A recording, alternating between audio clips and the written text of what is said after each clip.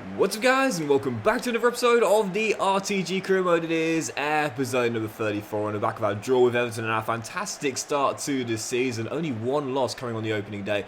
Loads to get through today. Going to try and play 10 games in total, plus that Carabao Cup. Last 16 host of Aston Villa, so loads to get through. Let's crack straight on. First game, Fulham away in London. Come on the Pilgrims. Faiki to Obispo.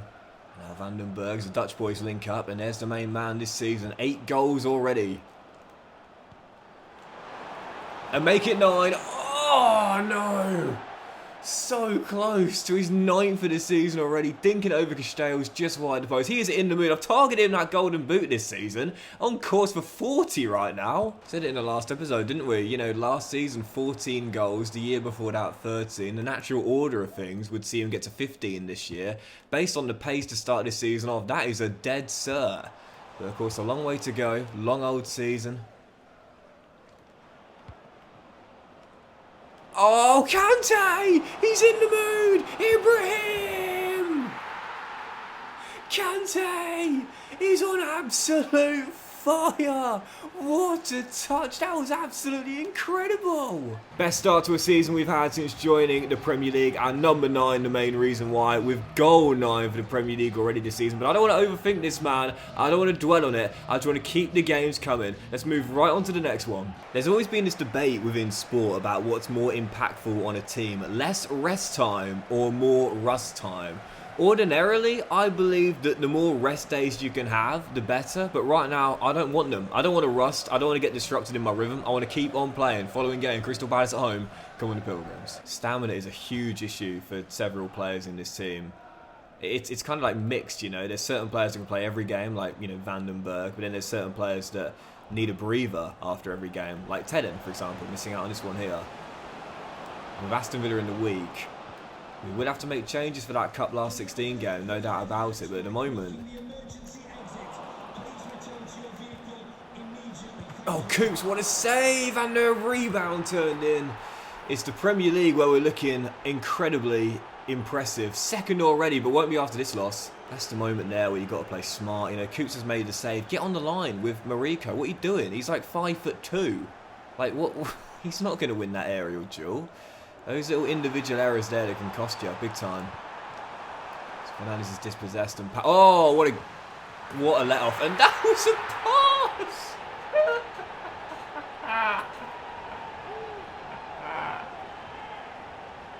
I've just passed the ball in.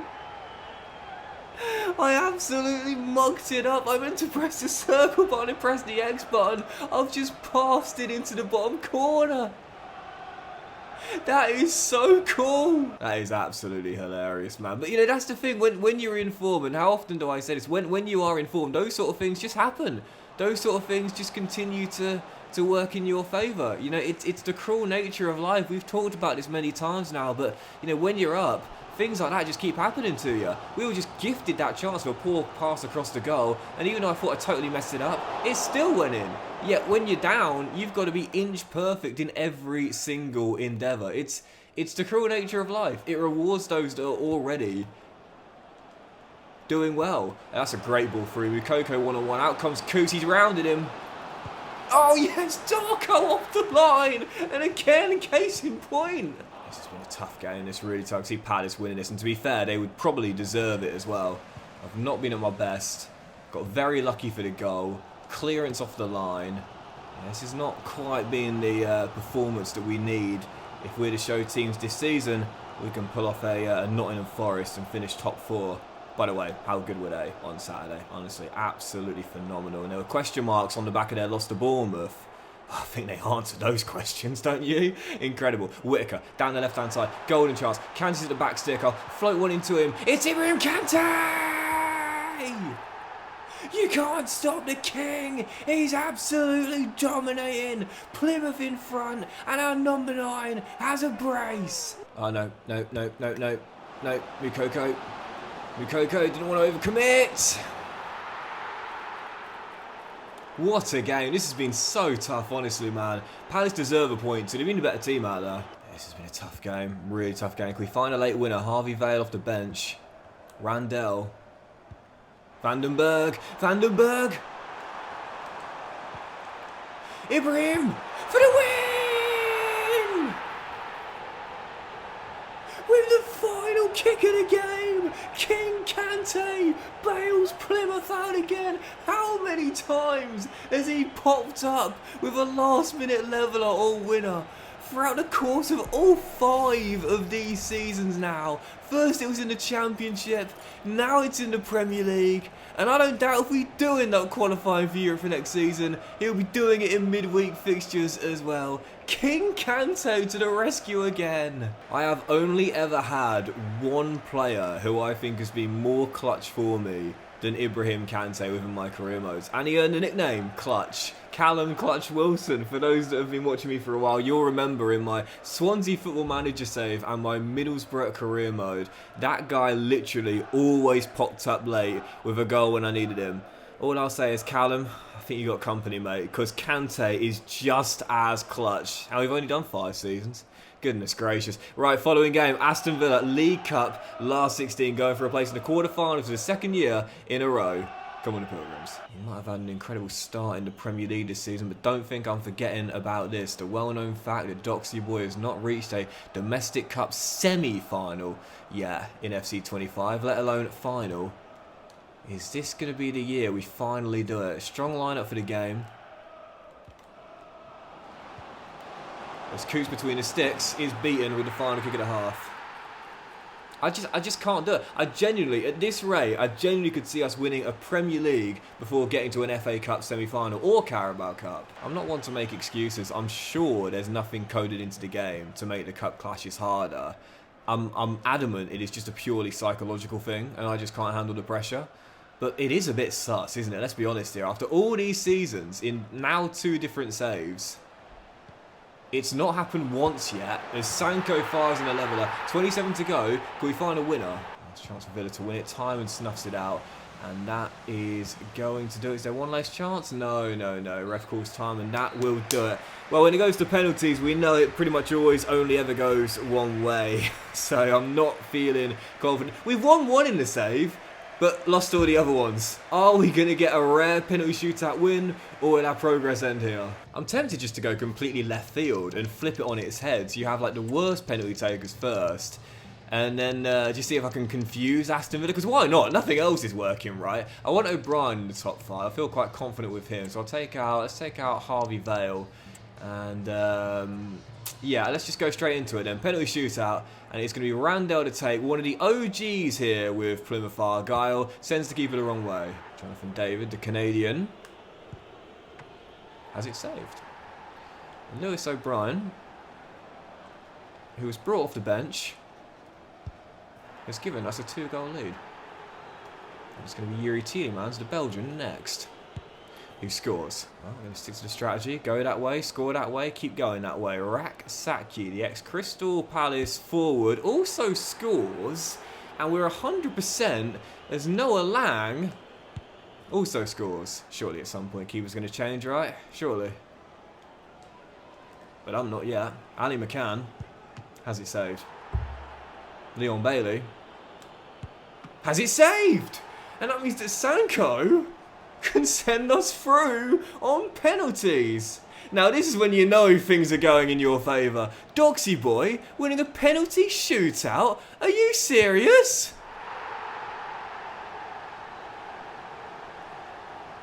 Well, it's not quite a semi yet, but we're 1 round away. Plymouth into the last 8. And in the quarters, we've got another Premier League side at home. David Moyes' Everton, who we so recently lost to, but battled back from 2 goals down. Very tough tie there, but bring them on. Right, as for the Premier League though, things are looking really rosy right now because I wish we could stop the count. We're in pole position and a point clear of Arsenal and Spurs in 2nd and 3rd. We're only 9 games into the season, not even a quarter of the way through yet, and we've got one of those North London sides next away in the capital. Tottenham away from home, as we look to extend what has been an incredible start to this season. Come on, the Pilgrims. Well, listen, you have to start wondering whether the universe is answering your prayers when things like that happen. I mean, seriously? Winning a penalty shootout? That is as rare as it gets for me, so is this a sign that things are starting to turn in my favour? My goodness, I hope so. And right now, there is no one in this team that is carrying more weight than this man. If we are to do what we are so desperate to do this season, reach a cup semi and qualify for Europe, it all depends on the fitness and form of the king. 12 for the season already. See Kante's energy there in the bottom left. About 20%, I'd say, if that. He just needs to get that stamina up, you know. So I don't want to take him off with how good he is. But the more I keep running him to the ground, the more I'm worried about him pulling up, but also needing a breather for a league game. Bar's on there. He's totally on. It's Bar for 2!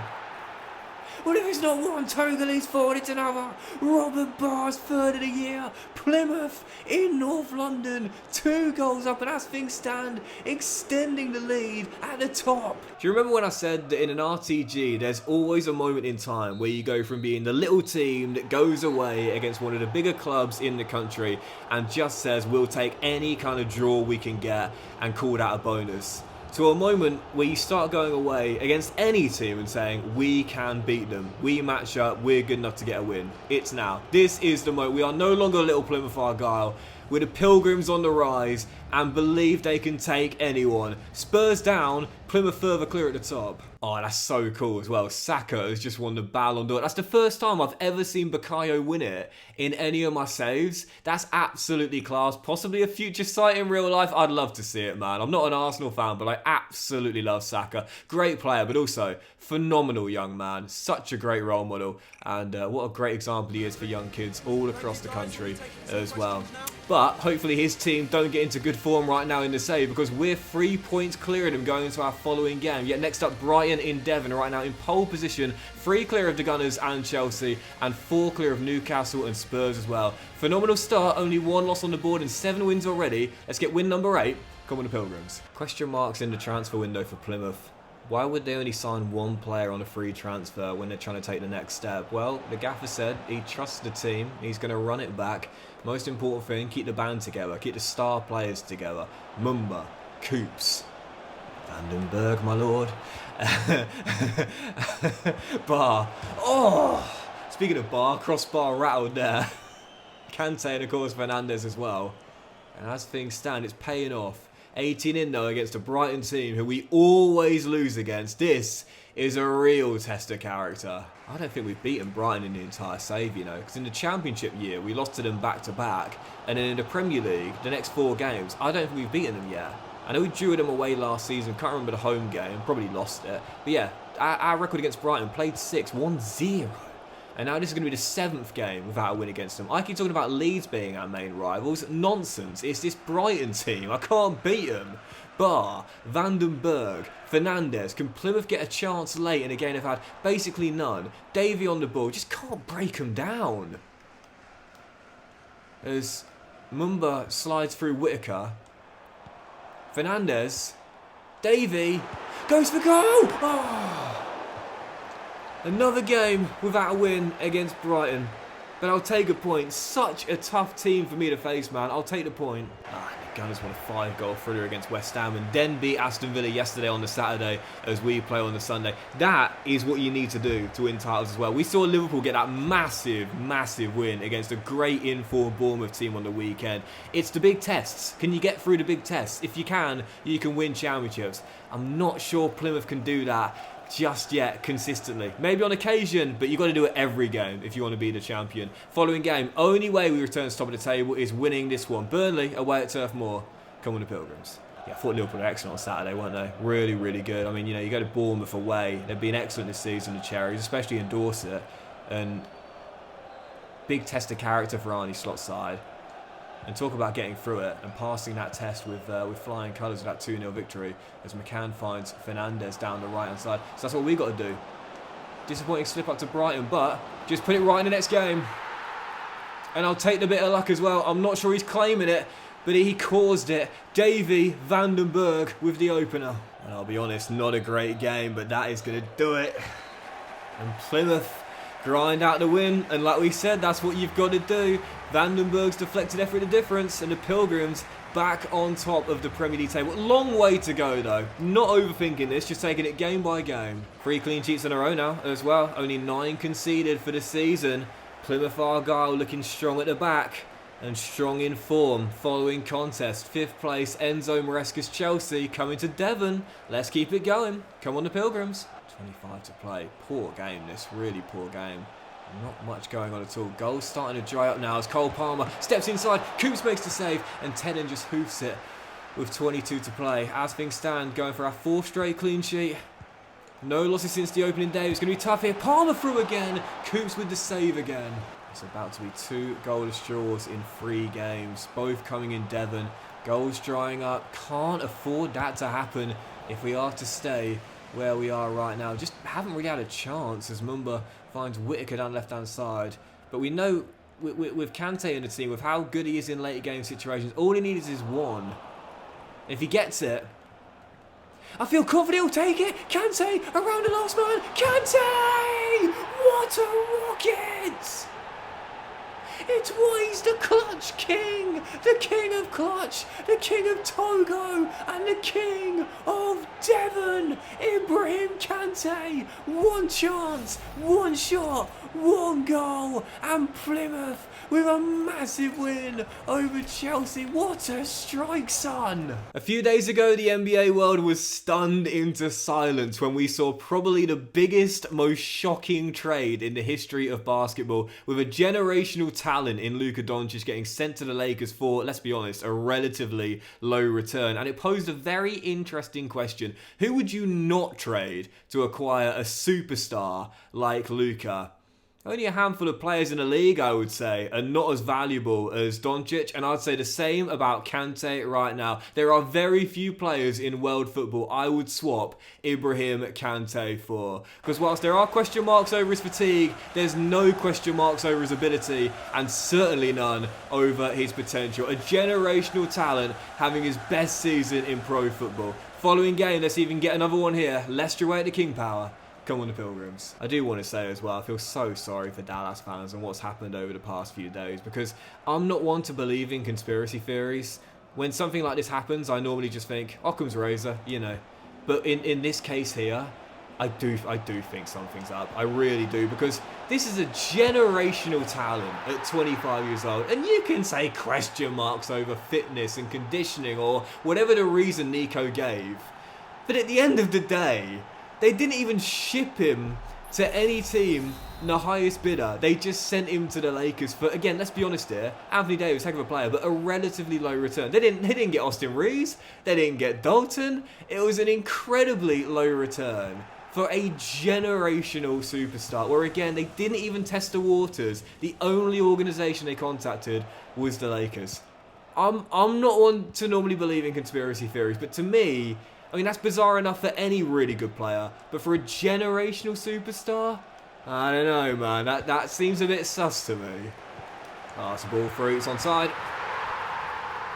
Quick ball, quick finish, quick leveller. Leicester equalise. Yep, that's going to do it. 2 disappointing points dropped in the Midlands away against Leicester. And whilst I could have the same red flags pulled up on Kante as the Mavs front office did with Luka, he was absolutely gassed, really tired, and there's question marks over his fitness. Hey, he's still got the opening goal, and he's still the top scorer in the league. At the end of the day, for a generational talent like this, you keep playing him, and you keep paying him. And I'm actually going to make this my final game as well, because it's probably the biggest game of the season so far. Yep, Arsenal coming to Home Park right now, 5 clear of Arteta's side, 14 games in. And it's Fulham who are our closest threat right now, 2 points behind in second. But a loss here, and Arsenal can cut the gap to 2 and inflict our first defeat on us in Devon this season. But a win, and we will go 8 clear of Mikel Arteta's side, 15 games in. A massive, high stakes, top of the table clash.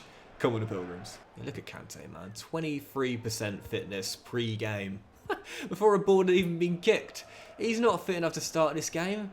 We know there's question marks over his conditioning, but again, there's a reason why he's starting. Top scorer in the league right now.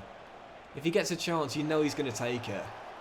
That's what I'm going to say to him in this game, mate. Just, you know, do your best Miroslav Klose impression. Just stand in the 6-yard area. That ball goes in. You put it in. As Morgs will crossfield that out wide to Barr, who keeps it in play. Jason across to Teden, who also isn't fit enough to play, but he's had a solid start to the season this year. As Plymouth will come forward, Fernandez slips the ball through to Robert Barr, down the right-hand side. And Kante might be the superstar from Togo, but Barr's not much worse. What a goal! Sensational skill from the young superstar, Robert Barr, stepping in from the right, bamboozling the defence and smacking it in off the underside of the crossbar. That is a sensational goal from our number 11. We know Kante's the king from Togo, but this is the prince. Robert Barr, the great piece of skill. Plymouth in front. Odegaard to Ezekiel Palacios. Looking for space. And oh, what a ball. Rasmus, great block by Tenen. Oh, that's so unlucky. That's so unlucky. Excellent block on the initial shot, but the rebound ricochets into the field of play. And it's a simple finish in the end for Leandro. That's one of those moments, there's very little you can do about that. You just have to take the bit of bad luck. We've had some good luck to start the season off. That's our share of bad luck. There's nothing you can do about that, man. That's just a bit of bad luck. You got to take it, you got to move on. That's just how it goes. And like I said, we got a bit of good luck earlier this episode with the Vandenberg deflected effort that went in. I mean, as we always say, luck will balance itself out. That's just a bit of bad luck there. As Hoyland's through, and there's nothing unlucky about that. It's just a great ball into Rasmus, and the Dane puts Arsenal in front. A collapse right before the second half, right after the second half. And that is going to do it. What a massive win for Arsenal. Our first loss in Devon this season. Our first defeat since the opening day loss at St James's. And despite opening the scoring through Robert Barr, Kante kept quiet and the Gunners lead with all 3 points. It's been an amazing start to the season no matter what. And I've got to make sure that after back-to-back games without a win, this doesn't start a poor run of form. But that'll do it for today's episode of the RTG Career, guys. Big thank you for watching. Hope you've enjoyed it. If you have, then please do drop a like. Much love to you all. Have a fantastic day. And I'll see you for the next episode very soon. We'll have the Carabao Cup quarter-final at home to Everton and more games in the Premier League as we'll open the January window too very soon.